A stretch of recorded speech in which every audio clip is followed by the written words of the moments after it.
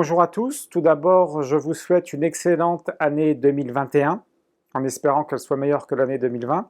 Aujourd'hui justement on termine la trilogie de l'ensemble des 3 vidéos. Aujourd'hui c'est les règles de cadrage. Les règles de cadrage sont souvent négligées, pourtant elles sont très importantes parce que c'est ce qui va donner une dynamique, une vraie dynamique à votre photo. Par exemple, la première erreur qui est faite en photo, c'est souvent de centrer le sujet. C'est-à-dire qu'on prend une photo en mode paysage, comme ici sur la vidéo, et en fait on a une tendance à centrer le sujet. Et c'est une erreur parce qu'en fait on a un espace à droite et un espace à gauche qui servent en règle générale à rien, qui sont perdus. Et le regard se perd. Parce qu'il faut savoir qu'en photo, d'après les analyses qu'on a faites, l'œil humain lit une photo en Z. On ne doit donc pas centrer le sujet, on doit le mettre sur le côté, comme moi à l'image. Je ne suis pas, vous voyez là, je suis centré à l'image, j'ai un espace de chaque côté qui ne sert pas à grand chose. Et le regard se perd, parce que le regard va commencer ici ou de l'autre côté, peu importe le sens d'image, il va se finir, en fait, et moi je suis au milieu dans la lecture. Alors que quand je suis ici, on commence bien la lecture là-haut, on arrive sur mon visage, l'œil arrive là-bas et on finit ici sur moi. La fameuse lecture en Z dont je parlais à l'instant. Donc ça c'est extrêmement important. Donc la première règle c'est qu'on met le sujet, on décale le sujet sur le bord de la photo. Et en fait là, on est dans ce qu'on appelle la règle des tiers. On la divise en 9 cases. Pour la diviser en 9 cases, en fait, on va mettre 2 lignes dans le sens de la hauteur et 2 lignes dans le sens de la largeur. Et en fait, encore une fois, je mets une petite illustration. Vous voyez que notre photo est découpée en 3 parties dans le sens de la hauteur et 3 parties dans le sens de la largeur. On a là devant nous la règle des tiers. Alors, dans la règle des tiers, ça comporte plusieurs points. Le premier point consiste, comme je le disais précédemment, à mettre le sujet dans un tiers, dans une partie de la photo, et de laisser 2 tiers libres. De manière à ce que si je regarde par là, mon regard va vers les 2 tiers libres de la photo. C'est extrêmement important parce qu'on ne ferme pas la photo. Je vous montre un autre exemple. Là, je mets une photo d'une moto, un petit coucou à Pierre. Sur la photo, j'ai pris une photo, ce qu'on appelle un effet filet. Bon, ça c'est une technique photo, on la verra plus tard dans d'autres vidéos photos. Ce qui nous intéresse là, c'est les règles de cadrage. Et vous voyez que la moto prend bien un tiers de l'image et que les 2 autres tiers sont libres. Les 2 tiers qui sont libres, c'est ceux dans le sens de vitesse de la moto. La moto va de la gauche vers la droite, j'ai donc mes 2 tiers vers la droite qui sont libres. Si la moto était sur le côté droit de la photo et qu'à gauche on aurait les 2 tiers libres, la règle des tiers est respectée dans le sens où la moto prend bien un tiers et il y a bien 2 tiers de libre, sauf que les 2 tiers sont du mauvais côté. Ils sont dans le dos du sens de la moto. Le deuxième point concerne justement des points. Le deuxième point de la règle des tiers, ce sont ce qu'on appelle les points forts. Ils ont aussi d'autres noms, les points chauds, les points d'or, les points forts. Moi, personnellement, j'appelle ça les points forts. Il y a donc des fameux points d'intersection sur chacune de ces lignes. On a donc 4 points. Les 4 points, ce sont les points forts de la photo. Dans ces points forts de la photo, il faut absolument qu'il y ait le sujet ou les sujets de la photo. A contrario, il ne faut surtout pas que sur ces points forts, il y ait un élément non indispensable sur la photo. Si je prenais une photo dans la rue, je prends la photo d'un vélo qui passe et derrière j'ai une poubelle, même floue, on est bien d'accord, je n'ai pas d'autre possibilité de cadrage, cette poubelle, il ne faut surtout pas qu'elle se trouve sur un des points forts. Si elle est entre les deux, on va quasiment pas la voir. Si elle se trouve sur un des points forts, on va voir que ça. L'œil va finir la lecture dessus. Ça, gardez-le en tête et vous verrez que quand vous allez analyser les photos que vous avez déjà faites, vous allez vous dire « Ah bah oui, tiens, hop !» Et là, on peut rattraper le cadrage après coup. Donc, je vous mets plusieurs exemples en photo. Là, vous voyez la photo des chiens, par exemple, que j'ai faite à Lille. J'ai fait une photo où j'ai mis mon appareil quasiment au sol Et vous voyez bien que j'ai 2 points forts sur les photos. Ça, c'est la règle des tiers et c'est une chose à vraiment tout le temps garder en tête parce que la composition à 95% sera faite comme ça. Alors, je dis à 95% parce qu'effectivement, moi, je suis le premier à dire qu'en photo, les règles de photographie sont extrêmement importantes, mais attention, c'est toujours la créativité qui prévaut sur les règles de photographie. On doit connaître les règles, mais c'est d'abord la créativité. Je vous montre quelques autres exemples au niveau des points forts de la photo. Là, par exemple, on voit que mon sujet est entre les points forts. Les 2 points rouges sont au-dessus, les 2 points rouges sont en dessous, et en fait, mon sujet est pile poil au centre. Sachez, comme je vous le disais tout à l'heure, que même à la retouche ou au recadrage, on peut rattraper le coup. Donc regardez bien, je vais sur la photo recadrer la fameuse photo pour respecter mes points forts de la photo et on voit que je resserre et là mes points forts sont bien placés. La photo me semble plus dynamique, plus agréable à l'œil comme ça. Moi je conseille toujours aux débutants de prendre les photos légèrement plus larges qu'ils ne devraient, de manière à pouvoir cropper, resserrer la photo après. Les logiciels de développement, quand vous faites un recadrage, cette fameuse grille se met physiquement sur la photo. Donc vous voyez les points d'intersection, les points forts, vous les voyez. Et vous voyez d'ailleurs aussi les lignes, vous voyez le quadrillage sur la photo, avec ces fameux points forts. On peut le voir aussi à l'arrière de l'écran ou dans le viseur. Je vous montre ici une petite vidéo pour vous montrer la manipulation sur un Canon 6D Mark II. La manipulation pour faire apparaître la grille sur l'écran. On sélectionne l'onglet numéro 5.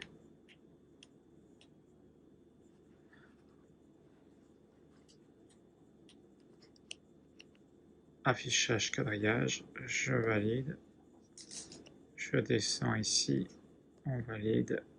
Et là, c'est activé. Menu, et là, on a bien notre quadrillage.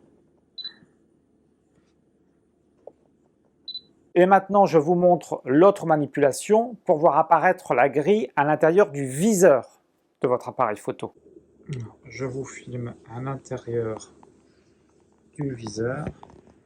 Donc là, vous voyez, je n'ai pas de quadrillage, j'ai juste le point.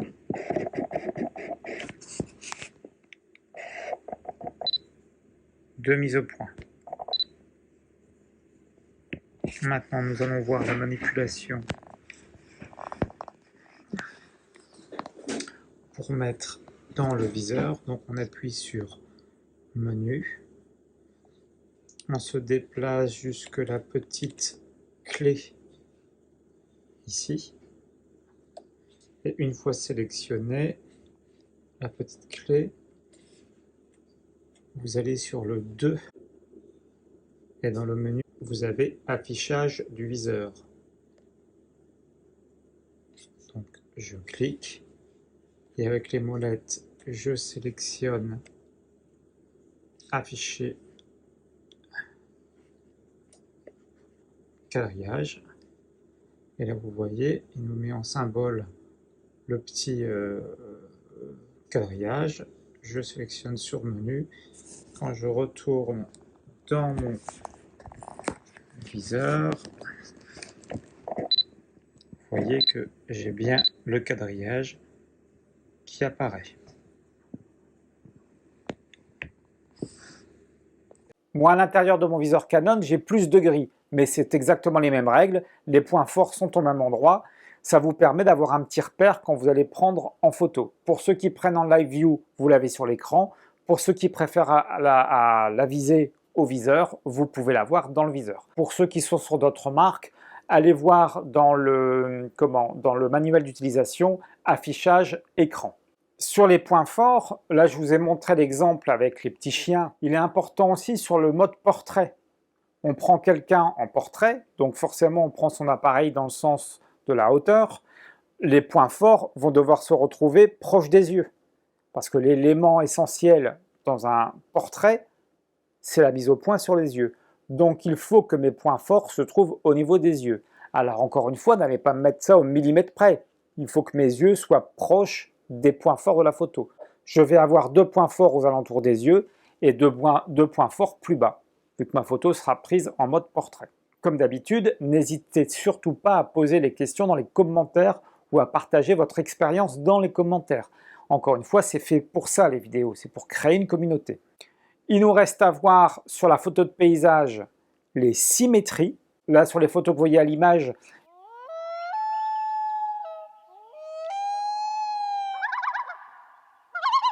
je me sers, c'est des photos qui sont prises très tôt le matin, je me sers du reflet de l'eau et vous voyez que les règles sont respectées, les points forts de la photo. Et là, pour le coup, je me sers de la symétrie de l'image pour composer mon cadrage.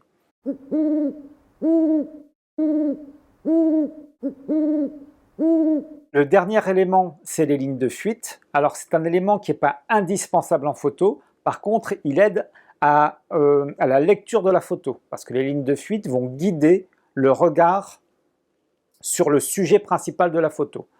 Là, je vous montre une photo que j'ai prise dans les rues de Lille. Vous voyez, mon sujet est au Parc Maître et on a une façade de magasin. Et la façade de magasin, si on regarde bien, on n'a que les lignes parce que je me suis mis proche de la façade. Donc là, je vais les faire apparaître en rouge exprès. On n'a que les lignes de fuite qui apparaissent et qui se dirigent vers mon sujet. Et on a le panneau juste derrière qui arrête l'image parce que le sujet est devant. Donc le regard s'arrête sur le sujet. Ça, c'est ce qu'on appelle des lignes de fuite ou des lignes directrices. Je vous mets un autre exemple sur une de mes photos. Par exemple, des vignes. Là, vous voyez à l'image, la ruelle est tout au fond éclairée, on a les vignes. Et en fait, quand je fais apparaître les lignes de fuite, je les fais apparaître là en rouge, on voit les lignes de fuite, que ce soit au sol avec le petit caniveau ou alors sur les bâtiments.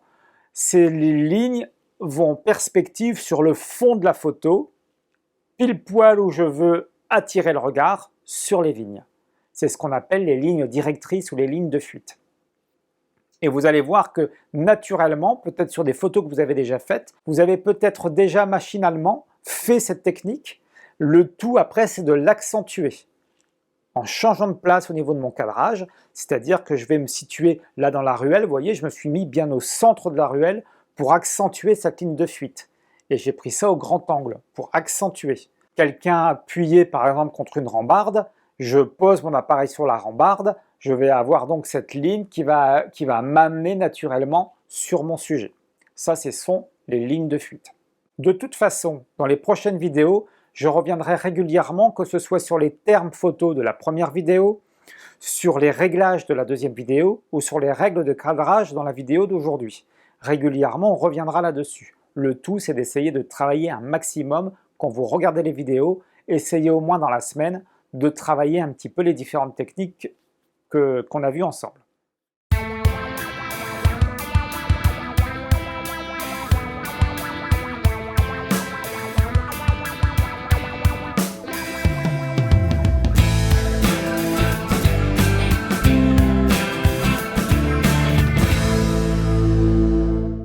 Les prochaines vidéos qui sont prévues, ce sera certainement un tuto Photoshop pour la désaturation partielle, le test de matériel, parce qu'on va tester un moniteur de chez Dell, vidéo non sponsorisée, hein, comme un grand, j'achète mon matériel, et je vous dis un petit peu ce que j'en pense. Donc là, le but, c'est d'avoir un excellent rapport qualité-prix.